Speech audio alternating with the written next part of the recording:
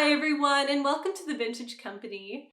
I'm Julie and I'm a corporate historian. In every video, I take a look at a different vintage consumer product and the story behind it. And today's video is actually inspired by some recent news about Post Grape-Nuts.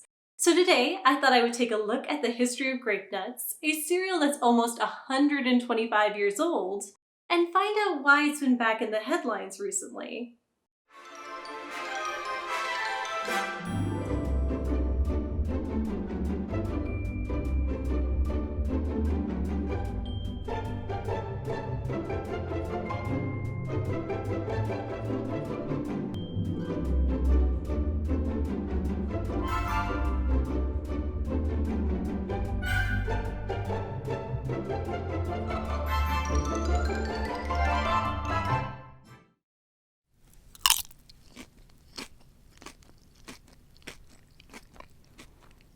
Grape-Nuts were a product from the mind of Charles William Post, or C.W. Post, in Battle Creek, Michigan. In the 1890s, C.W. Post had experienced several business failures, so much so that he had to auction off his belongings on the steps of Battle Creek City Hall. He was reportedly broken, both financially and physically, and went to recover at the Battle Creek Sanitarium of Dr. John H. Kellogg, who would market Kellogg's cornflakes and launch one of the largest food companies in the world. While at the sanitarium, Post began to study the relationship between food and health. He was inspired to open his own sanitarium and create a healing cereal drink, which he called Postum. And in case you're like me and have never heard of Postum, it was a caffeine-free hot grain drink made of molasses, roasted wheat, and bran. C.W. Post began selling Postum in local grocery stores and founded the Postum Cereal Company in 1895. Although C.W. Post saw promising success with Postum, he also noticed a problem. Sales for the cereal were cyclical, peaking in the winter and declining in the summer.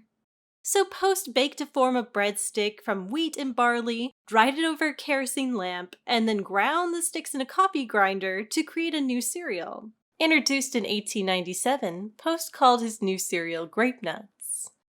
The name is something of an enigma, as the cereal contains neither grapes nor nuts. Although several origin stories for the name exist, the one I see most frequently states that C.W. Post thought that grape sugar was formed as part of the baking process and that the cereal had a nutty taste.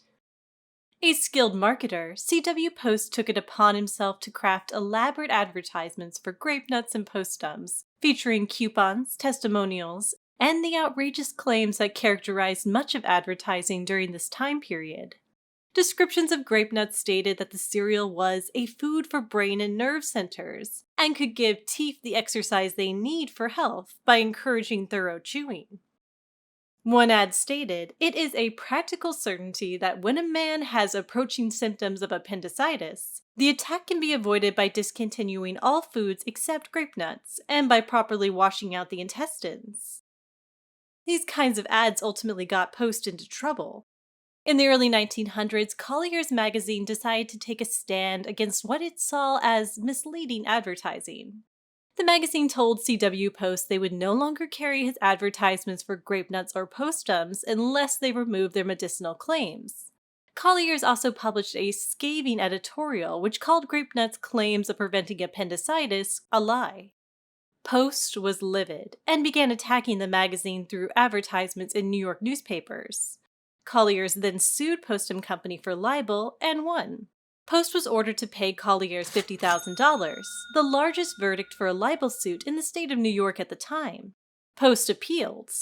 Ultimately, Post & Company never paid the $50,000, but the case was something of a turning point for what companies could and could not say about their products. Grape-Nuts' benefits continued to be emphasized, and the product retained its reputation as a healthy breakfast cereal, though not a cure for appendicitis.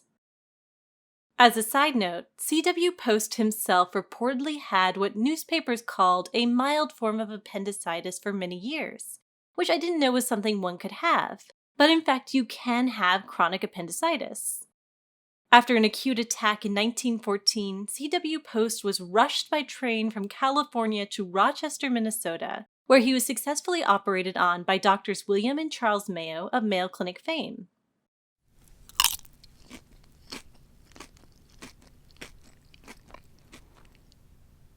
In the following decades, grape nuts took on new varieties, including grape nut flakes and grape nut O's, a sweeter version of the cereal. Grape nuts and its reputation as a healthy breakfast thrived in the 1970s when the Back to Nature movement took hold in the United States.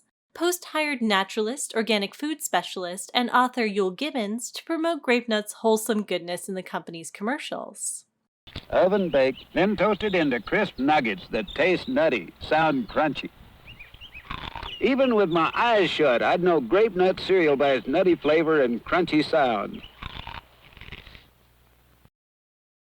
In more recent years, GrapeNuts has acquired something of a cult status. Its loyal fans appreciate the cereal's natural qualities, nutty taste, and its distinct crunch, which its detractors describe as akin to eating gravel.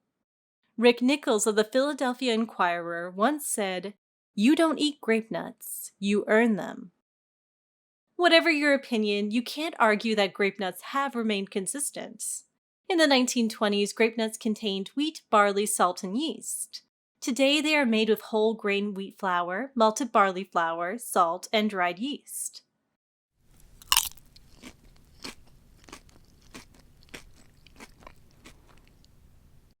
Grape nuts have been a staple of the grocery store aisle for decades. But in late 2020, something happened. Grape nuts vanished. The sudden disappearance was attributed to supply chain constraints and higher demand for cereal during the global COVID-19 pandemic. A grape nuts black market emerged, where prices skyrocketed to as much as $110 per box. The crisis became known as the Great GrapeNuts Shortage of 2021. Then, after about 3 months of desperate times for avid GrapeNuts fans, Post announced it was back to shipping the cereal at full capacity. The shortage was over. Post announced the company would be giving partial refunds up to $115 for any customers who paid over $10 for GrapeNuts between November 1st, 2020 and March 15, 2021.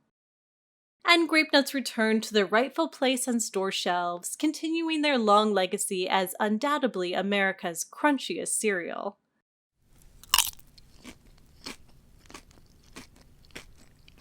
Thank you so much for watching this video about the history of grape nuts. Now, I did eat grape nuts a lot as a kid because that was the cereal my mom used to always eat, and I just remember pouring a ton of honey on top of it, like half the bottle.